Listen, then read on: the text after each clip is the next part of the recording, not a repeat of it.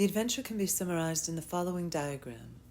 The mythological hero, setting forth from her common-day hut or castle, is lured, carried away, or else voluntarily proceeds to the threshold of adventure. There she encounters a shadow presence that guards the passage. The hero may defeat or conciliate this power and go alive into the kingdom of the dark. Brother battle, dragon battle, offering charm, or be slain by the opponent and descend in death, dismemberment, crucifixion.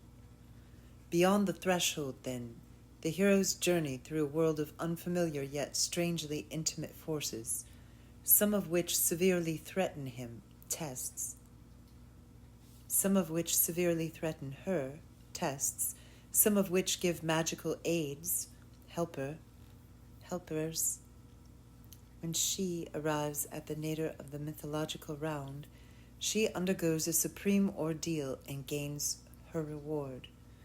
The triumph may be represented as the hero's union, the sacred marriage, her recognition, the atonement, her own divination, apotheosis, or again, if the powers have remained unfriendly to her, her theft of the boon she came to gain.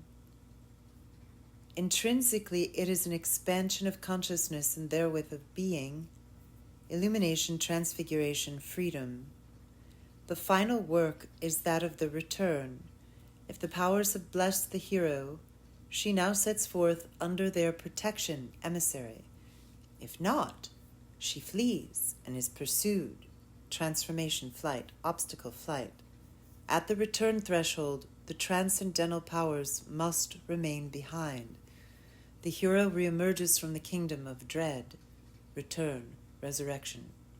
The boon that she brings restores the world, elixir. The changes rung on the simple scale defy description.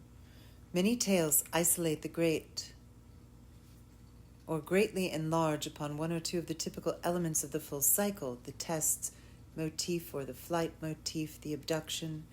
Others string a number of independent cycles into a single series, such as the Odyssey. Differing characters or episodes can become fused, or a single element can reduplicate itself and reappear under many changes. The outlines of myths and tales are subject to damage and obscuration. Archaic traits are generally eliminated or subdued. Imported materials are revised to fit local landscape, custom, belief, and always suffer in the process. Furthermore, in the innumerable retellings of traditional story, accidental or intentional dislocations are inevitable. To account for elements that have become for one reason or another meaningless, secondary interpretations are invented, often with considerable skill. In the Eskimo story of Raven, in the belly of the whale, the motif of the fire sticks has suffered a dislocation and subsequent rationalization. The archetype of the hero in the belly of the whale is widely known. The principal deed of the adventurer is usually to make fire with his sticks in the interior of the monster, thus bringing about the monster's death and his own release. Fire-making in this manner is symbolic of sex. The two sticks, socket, stick, and spindle, are known respectively as female and male. The flame is the newly generated life. The hero making fire in the whale is a variant of the sacred marriage. But in our Eskimo story, this fire-making image underwent a modification. The female principle was personified in the beautiful girl whom Raven encountered in the great room within the animal. Meanwhile, the conjunction of male and female was symbolized separately in the flow of the oil from the pipe into the burning lamp. Raven, tasting this oil, was his participation in the act. The resulting cataclysm represented the typical crisis of the nadir, the termination of the old eon, and the initiation of the new. Raven's emergence then symbolized the miracle of rebirth. Thus, the original fire sticks having become superfluous, a clever and amusing epilogue was invented to give them a function in the plot.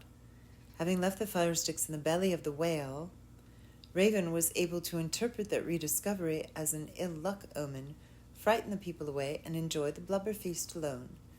This epilogue is an excellent example of secondary elaboration, plays on the trickster character of the hero, but is not an emblem of the basic story.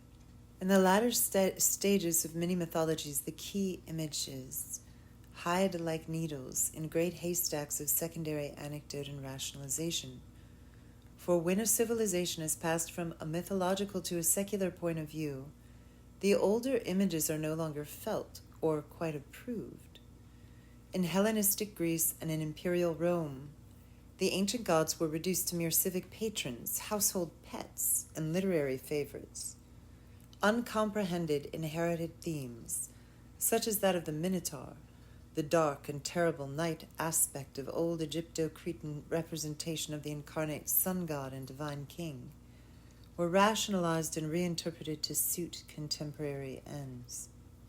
Mount Olympus became a riviera of trite scandals and affairs, and the mother goddesses hysterical nymphs. The myths were read as superhuman romances. In China, comparably, where the humanistic moralizing force of Confucianism has fairly emptied the old myth forms of their primal grandeur, the official mythology is today a clutter of anecdotes about the sons and daughters of provincial officials who, for serving their community one way or another, were elevated by their grateful beneficiaries to the dignity of local gods. And in modern progressive Christianity, the Christ, incarnation of the Logos and Redeemer of the world, is primarily a historical personage, a harmless, country-wise man of the semi-Oriental past, who preached a benign doctrine of do as you would be done by, yet was executed as a criminal. His death is read as a splendid lesson on integrity and fortitude. Wherever the poetry of myth is interpreted as biography, history, or science, it is killed. The living images become only remote facts of a distant time or sky. Furthermore, it is never difficult to demonstrate that as science and history, mythology is absurd. When a civilization begins to reinterpret its mythology in this way, the life goes out of it. Temples become museums, and the link between the two perspectives is dissolved. Such a blight has certainly descended on the Bible and on a great part of the Christian cult. To bring the images back to life, one has to seek not interesting applications to modern affairs, but illuminating hints from the inspired past. When these are found, vast areas of half-dead iconography disclose again their permanently human meaning.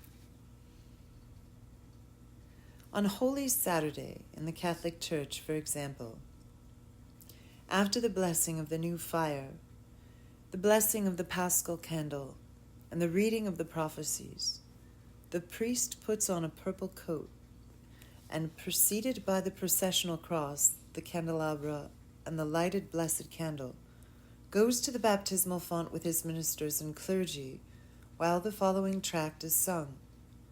As the hart panteth after the fountains of water, so my soul panteth after thee, O God.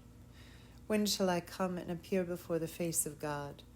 My tears have been my bread day and night. Will they say to me daily, where is thy God? Psalm 41, verses 2 through 4 and 2a.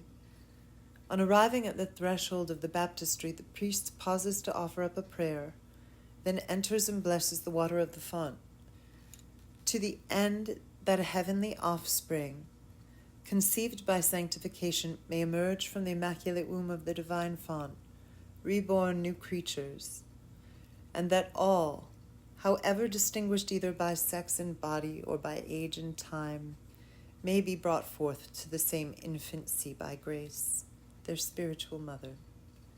He touches the water with his hand and prays that it may be cleansed of the malice, makes the sign of the cross over the water, divides the water with his hand, and throws some water towards the four quarters of the world.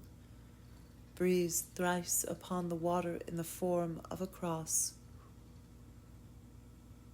then dips the Paschal candle in the water and intones, "May the virtue of the Holy Ghost descend into all the water of this font." He withdraws the candle, sinks it back again into the greater depth, and repeats in a higher tone, "May the virtue of the Holy Ghost descend into all the water of this font." Again he withdraws the candle, and for the third time sinks it to the bottom, repeating in a higher tone still, "May the virtue of the Holy Ghost descend into all the water of this font."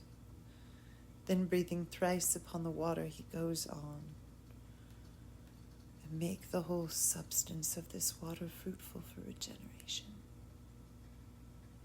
He then withdraws the candle from the water, and after a few concluding prayers, the assistant priests sprinkle the people with this blessed water.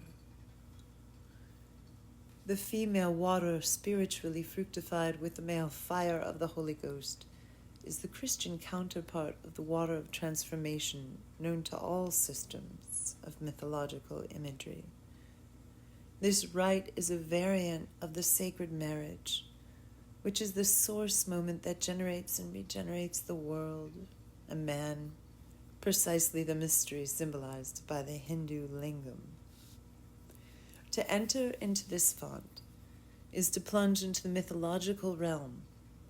To break the surface is to cross the threshold into the night sea. Symbolically, the infant makes the journey when the water is poured on its head. Its guide and helpers are the priest and godparents. Its goal is a visit with the parents of its eternal self, the Spirit of God and the womb of grace. Then it is returned to the parents of the physical body. Few of us have any inkling of the sense of the rite of baptism, which was our initiation into our church. Nevertheless, it clearly appears in the words of Jesus, "Verily, verily, I say unto thee, except a man be born again, he cannot see the kingdom." Nicodemus said to him, "How can a man be born when he is old? Can he enter the second time into his mother's womb and be born?"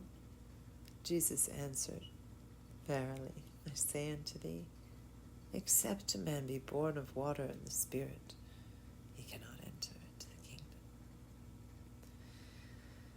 The popular interpretation of baptism is that it washes away original sin, with emphasis rather on the cleansing than on the rebirth idea. This is a secondary interpretation, or, if the traditional birth image is remembered, nothing is said of an antecedent marriage. Mythological symbols, however, have to be followed through all their implications before they open out the full system of correspondences through which they represent, by analogy, the millennial adventure of the soul.